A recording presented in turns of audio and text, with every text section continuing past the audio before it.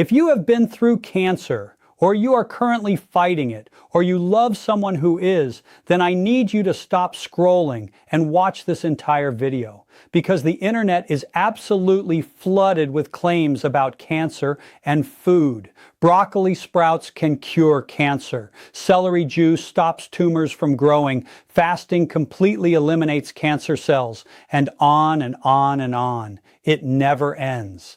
And for someone who has already been through the most terrifying experience of their life, wading through all of that noise, all of that fear-mongering, all of that clickbait is not just exhausting, it is genuinely harmful. Because when everything claims to be the answer, nothing is.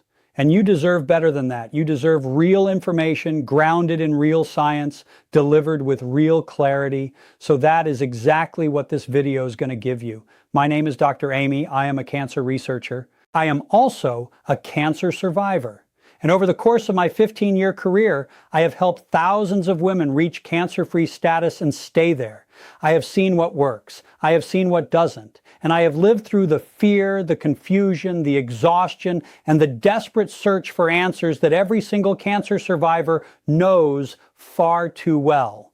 So when I tell you that there are only 3 foods that have been clearly, consistently, and repeatedly linked to reducing your risk of cancer and cancer recurrence in the scientific literature, I want you to understand that this is not a trend. This is not a theory. This is the evidence. And today, I am going to walk you through every single one of them, explain exactly why they work at a biological level, share real stories from real women I have worked with, and give you practical, doable ways to start incorporating these foods into your life starting today. But before we dive in, if you are a cancer survivor who needs support eliminating treatment side effects, rebuilding your strength, and staying cancer-free with a clear and personalized plan, I want you to click the link below and apply to work with me inside the Cancer Freedom Program. I created it specifically for women like you, and it has changed lives. Now, let's get into it. Food number 1, beans and legumes. Now, I know what some of you are thinking. Beans? That's the big cancer fighting secret, but stay with me here, because once you understand what is actually happening inside your body when you eat beans and legumes consistently, you will never look at a bowl of lentil soup the same way again. Beans and legumes are among the most powerful cancer-fighting foods on the planet, not because of one single compound or one single mechanism, but because of the remarkable combination of what they contain and what that combination does inside your body.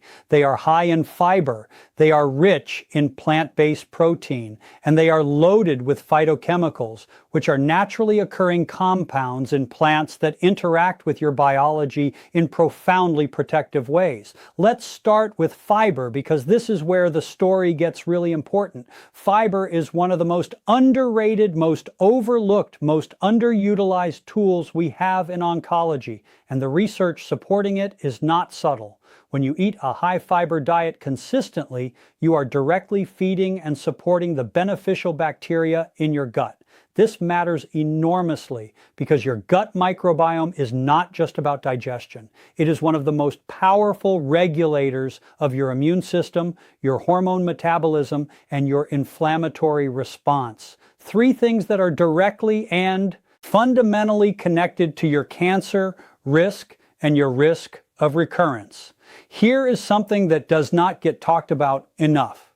Chemotherapy, as necessary and life-saving as it is deeply disruptive to the gut microbiome. The same treatment that fights the cancer also devastates the delicate ecosystem of bacteria living in your digestive tract. And for many survivors, that gut microbiome never fully recovers on its own, especially if diet changes aren't made. Most of the cancer survivors I work with, when we sit down and actually look at their nutrition, are not getting anywhere near enough fiber, not even close. And this is not a small issue. A study from the American Institute for Cancer Research found that people who ate higher amounts of fiber consistently had a significantly lower risk of both colorectal cancer and breast cancer. And one of the key reasons why is this: fiber actually binds to excess estrogen circulating in the digestive tract and helps carry it out of the body before it can be reabsorbed. For hormone-sensitive cancers, particularly breast cancer and endometrial cancer, this is not a minor benefit. This is a core mechanism of protection, and it does not stop with fiber. Beans and legumes also contain resistant starches and a group of compounds called flavonoids. These compounds are both anti-inflammatory and have been shown in research to have tumor-suppressing properties. Lentils, chickpeas, black beans, kidney beans, edamame. These are not just nutritious foods in a general sense. They are actively working at a cellular level to create an environment in your body that is hostile to cancer growth and supportive of healing and recovery. Let me tell you about a woman I supported inside the Cancer Freedom Program, because I think her story will resonate with a lot of you. She was a breast cancer survivor, and when she came to me, she was really struggling. She was exhausted all the time. She had gained weight during treatment that she could not seem to lose no matter what she tried. She was frustrated and demoralized, and her oncologist, with the best of intentions, had simply told her to eat whatever she wanted. She knew in her gut, no pun intended, that that wasn't the right advice, but she didn't know where to start. Together, we made one small, simple change, just one. We added lentils to her lunchtime salad and black beans to her evening soup. That was it. We did not overhaul her entire diet overnight. We just added those two things consistently, and within a few weeks, something remarkable started to happen. Her digestion improved dramatically. Her energy started coming back, and for the first time since her treatment ended, she began to lose the weight that had been holding on stubbornly for months. Not because she was restricting, not because she was depriving herself, but because her body finally had the tools it needed to start functioning properly again. Beans and legumes are not a trend. They are a foundation. And for cancer survivors, they are non-negotiable. Now let's move on to food number 2. And this one is one that I am deeply personally connected to. Leafy greens, spinach, kale, arugula, Swiss chard, collard greens, romaine. These are some of the most nutrient-dense foods that exist on this planet. And when it comes to cancer, they play a direct, measurable, scientifically documented role in protecting your cells, supporting your recovery, and reducing your risk of recurrence. Let me tell you exactly why. Leafy greens are rich in vitamin A, vitamin C, vitamin K, and folate. But beyond those well-known vitamins, they are packed with antioxidants and phytochemicals that work at the cellular level to help your body repair damaged cells and flush out toxins. And for cancer survivors, both of those functions are absolutely critical. One of the most powerful compounds found in leafy greens is chlorophyll. You know it as the thing that makes plants green. But inside your body, chlorophyll does something extraordinary. It actually binds to potential carcinogens and toxins and escorts them out of your body before they can cause damage. If you have been through chemotherapy or radiation, your liver and your detoxification pathways have been working overtime processing the metabolites of those treatments. Leafy greens actively support your liver in clearing those residues out. They are not just food, they are functional medicine on your plate. Here's something that most cancer survivors do not realize about leafy greens, and this is one of my favorite things to share because people are always surprised when they hear it. Leafy greens are one of the richest dietary sources of magnesium. And magnesium, as we now know from an expanding body of research, plays a critical role in DNA repair. Think about what your body has just been through during active treatment. The damage that has occurred at the cellular and DNA level is significant, and your body needs specific nutrients to repair that damage properly.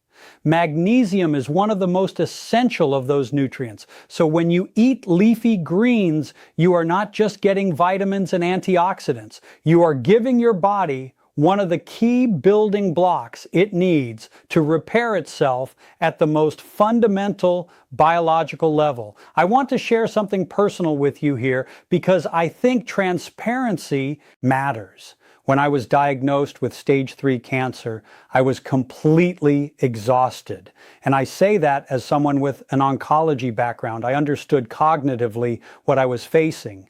But the depth of the depletion I experienced physically, mentally, emotionally still caught me off guard. And one of the very first changes I made, even before I had a fully formulated nutrition plan, was to add leafy greens to every single meal. Not because it was easy, not because I felt like it, but because I knew at a scientific level that my body desperately needed what those foods contained. And here is what I want you to understand.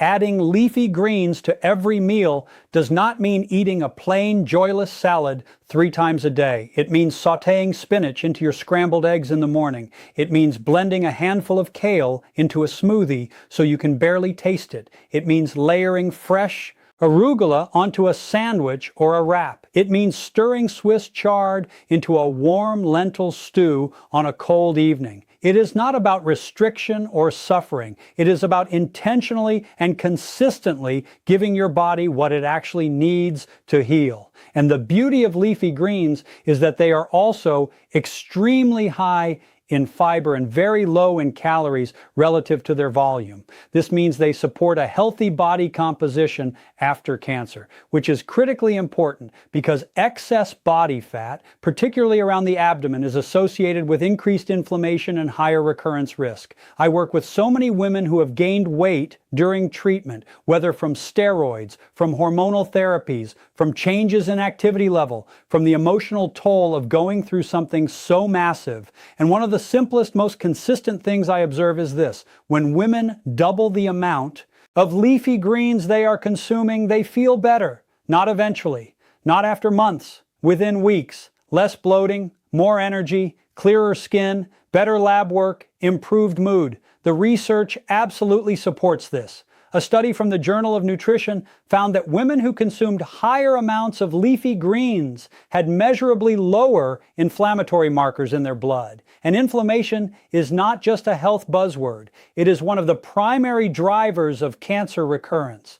Reducing it through food is one of the most powerful things you can do. Leafy greens and beans and legumes are not flashy. They will not go viral on social media. Nobody is going to make a dramatic YouTube thumbnail about Swiss chard. But they are, without question, 2 of the most accessible, most affordable, most scientifically supported cancer-fighting tools available to every single person watching this video, right? Now, and that matters. Now let's talk about food number 3. And this is the one that, in my experience, creates the most confusion and the most controversy among cancer survivors: lean protein. I cannot tell you how many women come to me having been told or having read online that they should go fully plant-based after cancer, or that animal protein feeds cancer, or that cutting out all protein-heavy foods is the safe choice. And while I deeply respect the personal and ethical dimensions of dietary choices, I also have a professional and moral responsibility to tell you the truth. And the truth is that protein is not the enemy. Insufficient protein is. And for cancer survivors, inadequate protein intake is one of the most common and most damaging nutritional mistakes I see. Here is why protein is so essential after cancer. During treatment, most people lose lean muscle mass. This is not just about aesthetics or strength, though those matter too. Lean muscle mass is directly tied to your metabolic rate, your immune function, your hormonal regulation, and your energy levels. When you lose lean muscle, you feel weaker. You feel more tired. Your metabolism slows. You become more prone to weight gain even if you are not eating more. And your body's ability to fight infection and illness, including cancer, is compromised. Protein is the primary nutritional tool for rebuilding and maintaining that muscle mass. It provides the amino acids your cells, tissues, and organs use to repair themselves. And after everything your body has been through, it needs those building blocks desperately. High-quality lean protein sources include chicken, turkey, whitefish, eggs, Greek yogurt, tofu, tempeh, edamame, and lentils. These foods are not just high in protein, they are also relatively low in the saturated fats and additives found in highly processed meats, which is an important distinction. And if you are plant-based, I want to be very clear with you. You can absolutely get sufficient protein without animal products, but you have to be intentional about it. You cannot rely on fruits and grains and assume you are covered. You need to be consistently incorporating legumes, tofu, tempeh, edamame, and other concentrated plant protein sources at every single meal. Let me tell you about another woman I worked with because her story is one that stays with me. She had made the decision to go fully plant-based after her cancer diagnosis, a completely understandable choice and one I supported.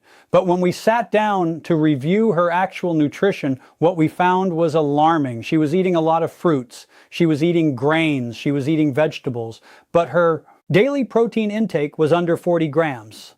40 grams. The general recommendation for cancer survivors is somewhere between 80 and 100 grams of protein per day, depending on body weight and activity level. She was eating less than half of what she needed, and her body was showing every sign of it. She was exhausted constantly. She could not build or maintain any muscle.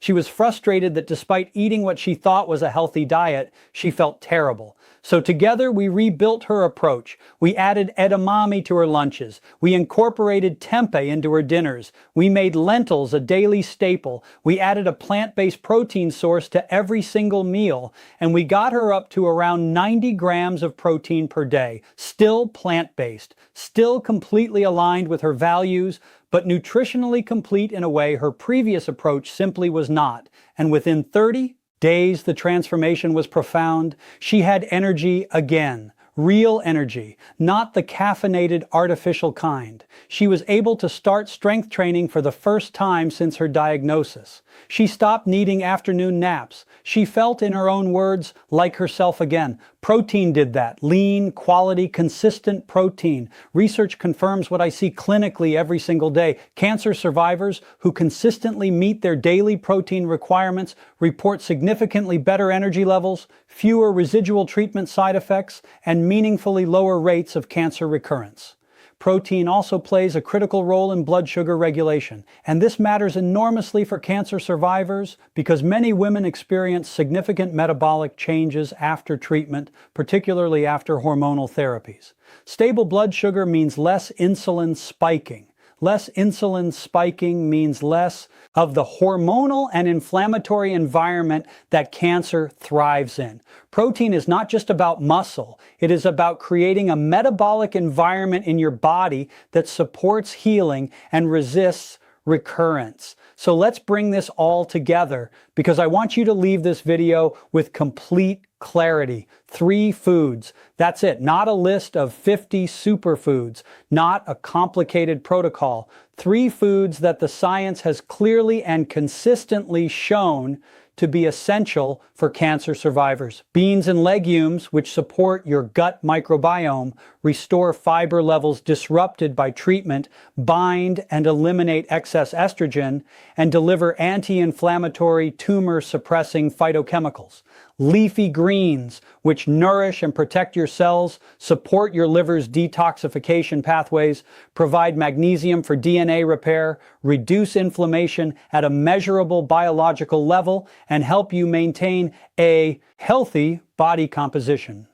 And lean protein, which rebuilds the muscle mass lost during treatment, supports immune function, regulates blood sugar and hormone levels, and gives your body the raw materials it needs to repair and recover at a cellular level.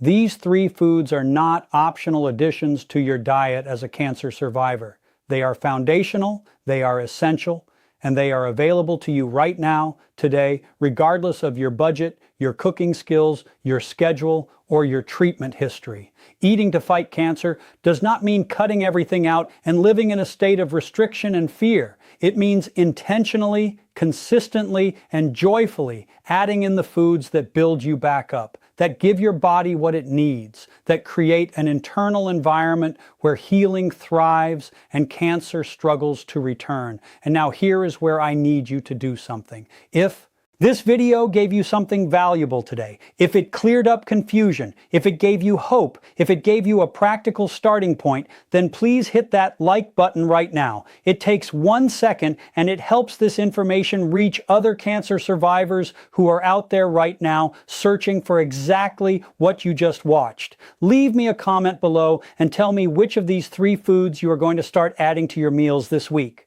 I read every single comment and I respond to as many as I can because your journey matters to me personally. And if you are not yet subscribed to this channel, I want to ask you sincerely to subscribe right now because this is a space built specifically for cancer survivors who want real information, real science, and real support on their path to staying cancer-free. Every video I create is designed to give you clarity, confidence, and practical tools. This is your community, and your very next step is this. You now know the 3 foods to add, but there are also 2 specific foods that cancer survivors absolutely need to avoid, and most people have no idea what they are. I have linked that video for you right here. Watch it next, because what you leave off your plate is just as important as what you put on it. I will see you there.